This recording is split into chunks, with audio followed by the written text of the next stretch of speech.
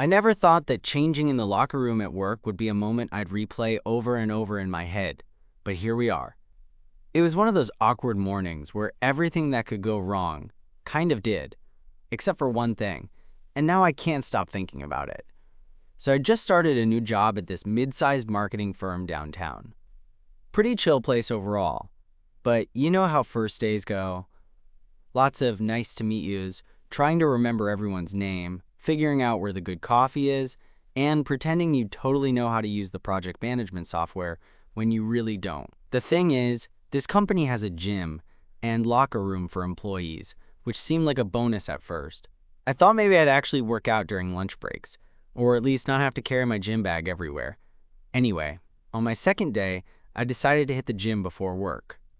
So I get there early, head to the locker room, and start changing out of my street clothes into workout gear. I'm halfway through, just pulling my shirt off, when I hear the door open. I don't think much of it because it's a shared locker room. Figured it was someone from another shift or a random employee. Then this guy walks in. Tall, lean, with this relaxed kind of confidence that immediately caught my attention. He gave me a quick nod like, "Morning," and I nodded back, trying to focus on not dropping my shirt on the floor. I figured he was just another employee too, maybe from another department. But then, weirdly, he didn't really go to a locker or the showers. Instead, he just kind of stood there, casually watching me change. Not in a creepy way, but there was definitely something about the way he looked at me that made me pause. Like, I caught myself holding my breath for a second, which is ridiculous because it's just a locker room, right? Except it wasn't just any locker room moment. It felt like something was hanging in the air between us. I tried to play it cool, finished changing quickly, grabbed my bag, and headed out. But the whole way to my desk, I kept thinking about that guy. I found out later his name's Ethan, new hire too, starting the same week as me. We crossed paths a few times, shared a few laughs about how confusing the office layout was, but that morning in the locker room, that was something different. I'm not even sure if he realized how much that quiet moment stuck with me. The way he watched me just felt personal, like there was something unspoken between us. And honestly, it's been distracting me ever since. I can't tell if I'm overthinking it or if there's actually something there. Now I find myself looking for reasons to bump into him or just be near him. I'm not great at this stuff. Reading signals, flirting, all that. But something about Ethan has me feeling like maybe this new job is going to be a lot more interesting than I thought. But that morning in the locker room, that's the moment everything changed, even if neither of us said a word about it. And trust me, I'm trying really hard to figure out what comes next. The thing about starting a new crush at work is that suddenly everything feels like an opportunity or a trap. Like, do I casually stop by the break room hoping Ethan's there too? Do I pretend to need help with software just so I can see him hover over my shoulder? Honestly, I'm terrible at subtlety, so I mostly just end up awkwardly smiling at him in the hallway and hoping he doesn't notice how red my face gets. A couple of days after the locker room incident, I finally got a chance to talk to him outside of those rushed hey exchanges. We were both grabbing coffee in the kitchen area, and I think neither of us had realized how quiet the office was at that moment. I took a deep breath and said, "Hey, so you're the new guy, right? I'm Matt." He smiled, this easy, genuine kind of smile that made me relax a bit. "Yeah, Ethan. Just started last week." We ended up talking about the usual stuff. Where we're from, what drew us to marketing, the obvious horror that is Monday mornings. But I noticed he was looking at me differently, like maybe he was trying to figure me out too.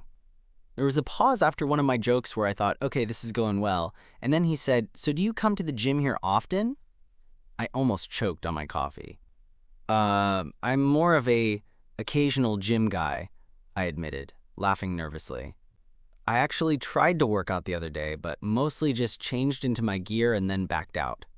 He laughed, and that moment felt like a small connection. I get that. Same here. More of a look like I might work out type.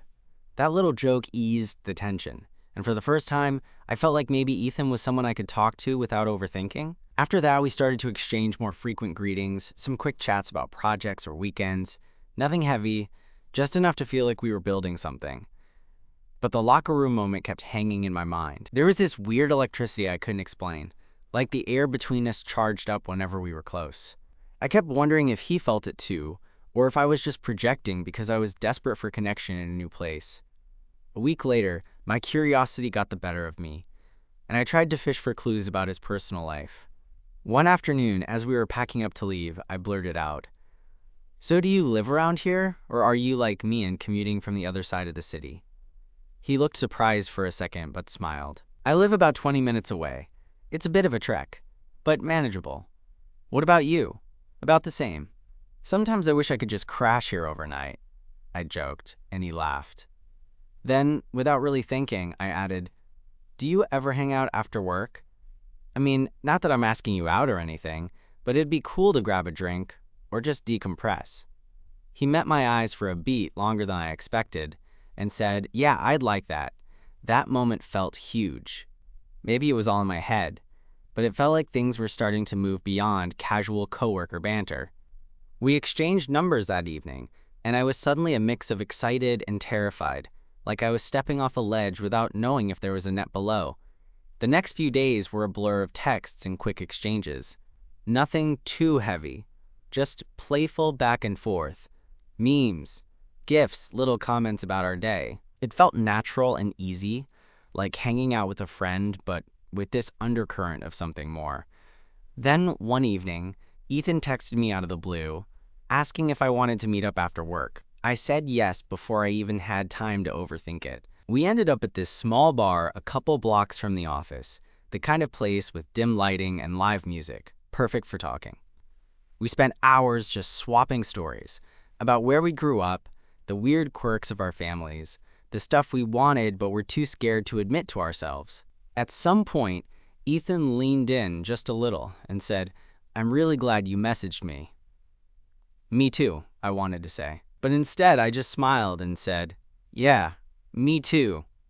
Walking home later that night, I kept replaying the locker room moment in my head, trying to connect it to everything that had happened since. That quiet, intense second when he watched me change, it felt like the start of something. Like he saw me in a way no one else had before. I don't know where this is headed yet. Honestly, I'm just trying to enjoy every step, every laugh, every little moment with Ethan. But one thing's for sure. Changing in that locker room wasn't just about swapping clothes. It was the moment when everything shifted, and maybe, just maybe, something real began. After that night, I started noticing things about Ethan I hadn't before, like the way his laugh crinkled the corners of his eyes, or that little crease he gets between his eyebrows when he's concentrating on something. It was stupid stuff, but I found myself looking for those details, like they were clues to who he really was beneath the easygoing surface. Our workdays began to feel different. Instead of just passing each other in the hallway or exchanging quick hellos, we carved out moments to talk, sometimes about projects, sometimes about nothing at all, just the kind of stuff you share when you're comfortable around someone. I caught myself smiling more, feeling lighter, even on the days when work was a mess. One afternoon, about 2 weeks after we met at the bar, Ethan texted me something that made my stomach flip. "Hey, want to grab lunch? My treat."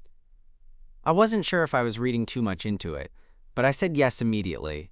We ended up at this tiny sandwich place a few blocks from the office, the kind of spot only locals know about. The place was buzzing with energy, but somehow we found a quiet corner booth, and we just talked. We covered everything from our weirdest childhood memories to what we wanted out of life. At one point, Ethan got quiet, stared out the window for a bit, and then said, "You know, I wasn't sure about this whole new job thing. Moving to a new city, starting over. It's scary." I nodded, because I felt the same way. Yeah, it's like you're trying to find your footing, but sometimes you feel like you're just standing on quicksand. He smiled softly and looked at me. "But then I met you, and it made all the uncertainty feel less lonely." That caught me off guard. I didn't know what to say, so I just smiled back and told him I'm glad too.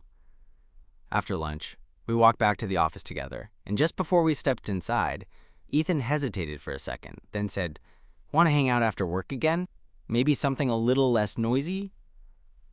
I agreed without hesitation. We ended up at his apartment, which was cozy and filled with plants and books, and this vibe that made me feel like I was stepping into a little bubble separate from the rush of the world. We ended up sitting on his couch, drinking beers, and sharing playlists. At some point, we slipped closer, the space between us shrinking, until finally Ethan reached out and took my hand. My heart was pounding, but I didn't pull away. Instead, I squeezed his hand and smiled. I've been wanting to do this since that first morning in the locker room. He laughed softly. Yeah, me too. That's when the world seemed to narrow down to just the two of us. I leaned in, and we kissed, slow and tentative at first, like we were testing the waters. But it felt right, like everything that had been building up finally found a way to breathe. After that night, things shifted again. We started seeing each other outside of work more often, and the ease between us grew into something deeper. I began to feel like maybe, just maybe, this could be more than just a new job or a passing crush. But of course, nothing's ever that simple. The office was still a place full of challenges, deadlines, awkward encounters, the usual chaos. And there was always this lingering question in the back of my mind. How far could this go without making things complicated? One morning a couple of weeks later, I was changing in the locker room again, the same place where it all started. The door creaked open, and Ethan stepped inside. This time, he didn't just watch. He came over, stood close enough that I could feel the warmth radiating from him. He looked at me with this intensity that made my breath catch. "You know, I think I'm glad this job has a gym," he said with a grin. I smiled back, feeling like the luckiest guy in the world. Me too. And just like that, the locker room didn't feel like an awkward space anymore. It felt like the place where something real began. From that morning on, the locker room became this unexpected little haven for us, a place where the usual chaos of the office faded into the background. Ethan and I started coordinating our gym times more often, just so we could sneak in those stolen minutes together. Changing clothes, wiping down equipment, pretending to accidentally bump into each other. It was all kind of silly, but felt way more exciting than it probably should have. One day, I showed up earlier than usual and found Ethan already there, stretching by his locker. He looked up and smiled in that way that made my heart speed up. "Morning, Matt." "Morning," I said, trying to keep my cool but probably failing miserably. There was something about seeing him first thing in the morning that made everything else seem less stressful. We started chatting more openly during our gym sessions, and I learned more about him than I ever would have guessed in a cubicle. Like how he's a closet nerd for old sci-fi movies, or that he's been learning guitar but isn't very good yet. I told him about my failed attempts at cooking and my borderline obsession with dogs. Somehow, these small pieces of information made him feel less like the new guy and more like someone I could really know. But as our connection deepened, there was this quiet tension that neither of us wanted to address. We worked in the same office, sure, but dating a coworker always felt like walking a tightrope. What if things got awkward? What if it didn't work out? Could we keep our personal lives separate from our professional ones? One rainy Thursday afternoon, we found ourselves alone in the break room, sipping coffee and avoiding work emails. Ethan looked at me and sighed. "You ever worry about what happens if people find out?" I nodded, taking a slow sip of my coffee. "Yeah, I mean, I want to be open with you, but I'm not sure how ready the office is for that." He smiled faintly, running a hand through his hair. "Same here. I'm tired of hiding bits of myself, but I guess I'm scared of the fallout." I reached out and touched his hand. "We don't have to rush anything. We can take it slow, see where this goes, and figure out the rest as we go." He looked up at me, those clear eyes full of something I couldn't quite name. Hope. Relief. Maybe a little fear too. I'd like that. That conversation felt like a turning point. We weren't just sneaking around anymore. We were acknowledging that this was real, that we mattered to each other in a way that deserved respect and care.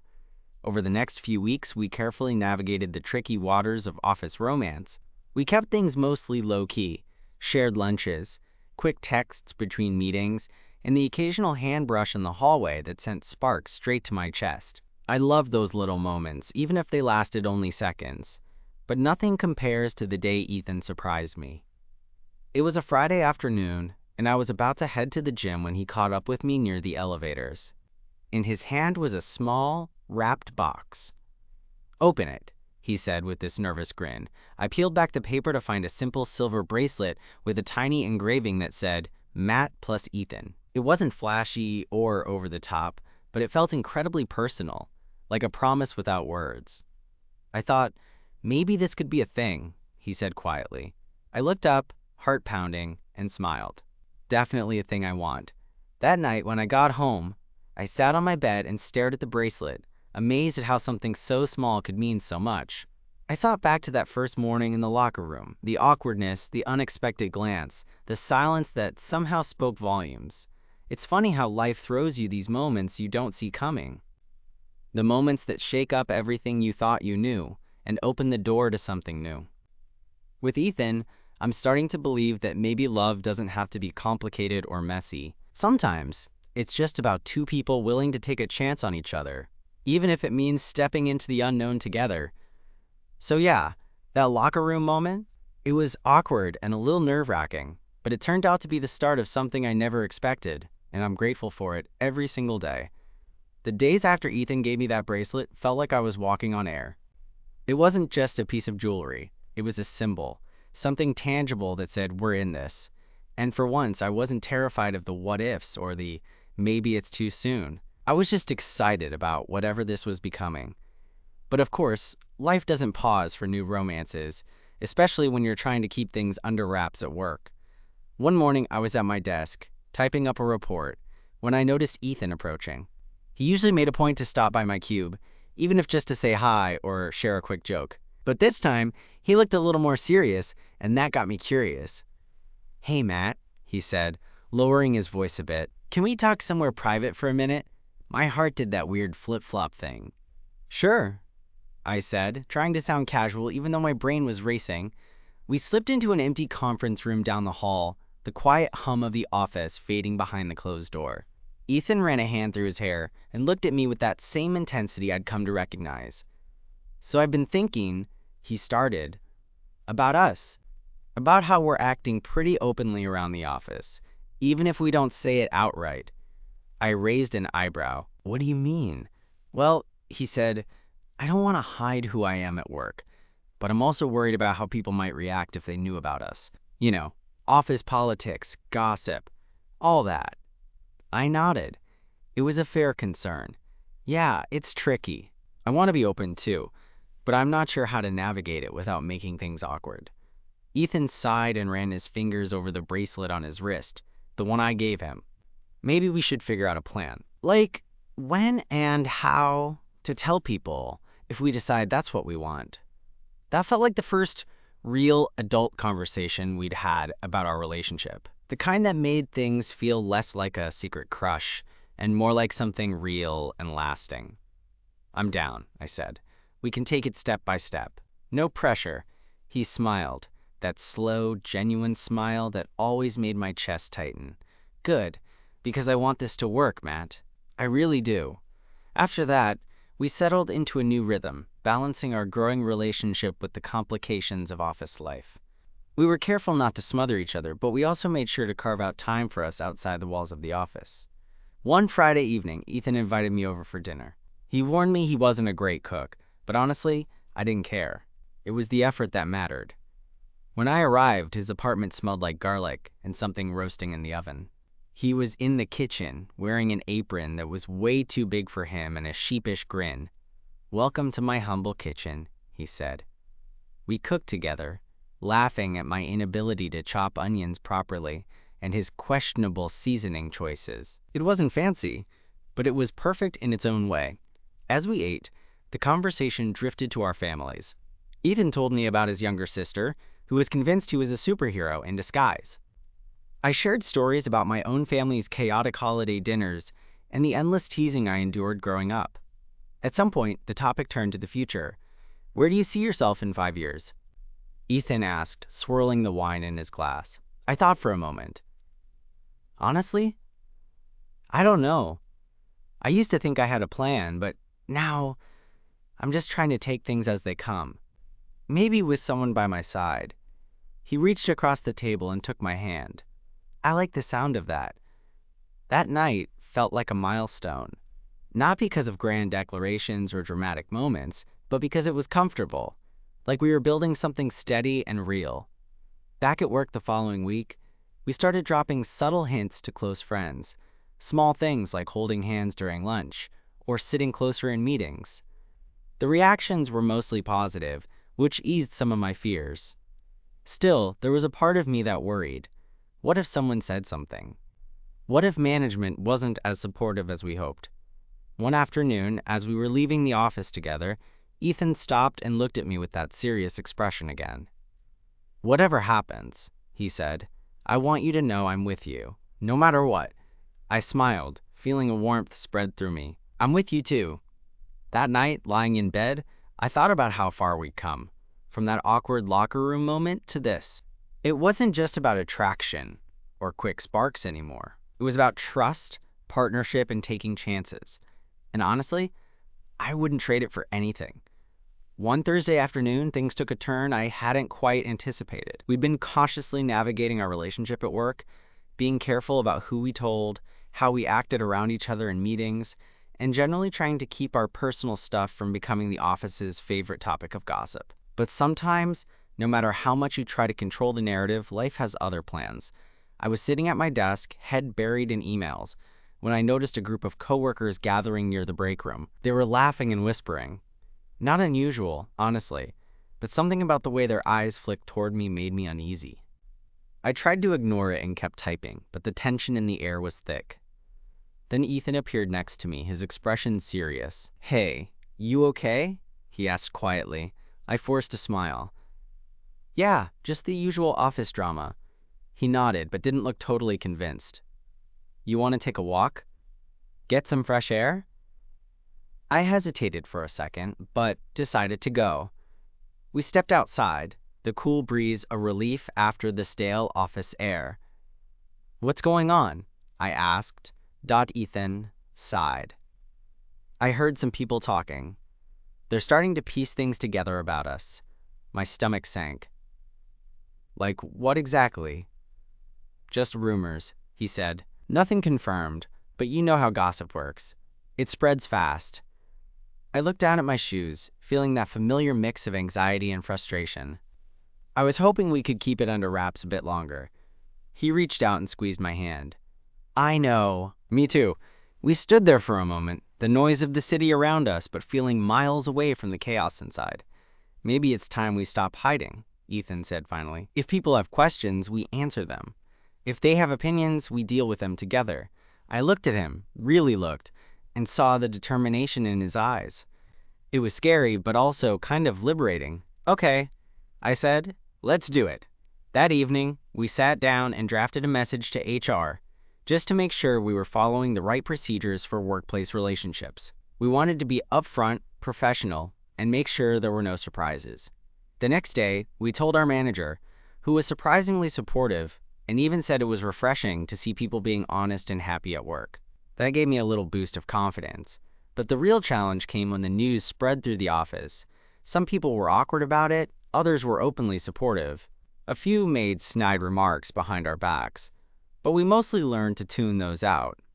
One afternoon, as we were grabbing coffee, a colleague from another department approached us. She smiled warmly and said, "Hey, I just wanted to say I think it's great you two are being honest. It's not always easy, but it's brave." That small gesture meant more than she probably realized. Through it all, Ethan and I grew closer. The pressure of secrecy lifted, and we could finally be ourselves without constantly watching our backs. We went to lunch together more openly. Even caught a few knowing smiles from coworkers. One evening, after work, Ethan invited me over to his place again. This time, instead of a simple dinner, he'd planned something special. The lights were dimmed, candles flickering softly, and there was a playlist of our favorite songs humming in the background. "I wanted tonight to be just about us," he said, taking my hand. We talked for hours about the past, our fears, our hopes. I told him how nervous I'd been at the very beginning, especially that first time in the locker room when he caught me off guard. He laughed and admitted he'd felt the same way. As the night wore on, we held each other close, the uncertainty of the world outside fading away. In that moment, it was just us. Two people who'd found something rare and worth fighting for. A few weeks later, we decided to take a weekend trip out of the city. No phones, no work, just us exploring a nearby town. It was the first time we got to spend that much uninterrupted time together, and it was everything I'd hoped for. We walked along quiet streets, shared meals at little cafes, and talked late into the night. One morning, watching the sunrise from a bench in a small park, Ethan turned to me and said, "I'm really glad we took this chance." "Me too," I replied, feeling a warmth in my chest that had nothing to do with the coffee in my hand. As we headed back home, I realized how much had changed since that awkward locker room moment. What started as a chance encounter had blossomed into something real, something worth holding on to, even in the middle of life's unpredictability. And honestly, I wouldn't have it any other way. Back in the city after that weekend getaway, everything felt calmer, like we'd pressed a reset button on the noise inside my head. The kinds of worries I'd carried around, about what people thought or how to keep our relationship balanced with work, started to feel smaller, less urgent. It wasn't that the challenges disappeared, but somehow, having taken that step together made them easier to face. One afternoon, after a long meeting that dragged on way too late, Ethan and I found ourselves walking back to the office together. The streets were busy, but the light was soft, the kind of late afternoon glow that makes everything feel a little bit warmer. We didn't talk much, just walked side by side, the city noise fading into the background. When we got to the building, Ethan stopped and looked at me, that familiar mix of quiet strength and something gentler in his eyes. "You know," he said, "I'm really glad that morning in the locker room happened, weird as it was." I smiled, remembering that awkward, unexpected moment that set everything in motion. "Me too. It was the start of something I never saw coming." He reached out and took my hand. "I don't know exactly where this will go, but I do know I want to figure it out with you." That felt like the most honest, straightforward thing he could have said. No grand promises or big declarations, just truth and intention. That to me was everything. We walked inside, hands still linked, ready to face whatever came next. Because after all the uncertainty, all the little moments of doubt and hope, we had something real. A quiet, steady connection that wasn't about perfection, but about being there for each other. Later that night, as I lay in bed thinking about everything, I realized how unexpected life could be. How a chance glance, awkward and surprising, could turn into a story worth telling. Not because it was flashy or dramatic, but because it was honest. And maybe that's what matters most. Finding someone who sees you, even in the most ordinary moments, and choosing to stay. With Ethan, I'd found that. And for now, that felt more than enough.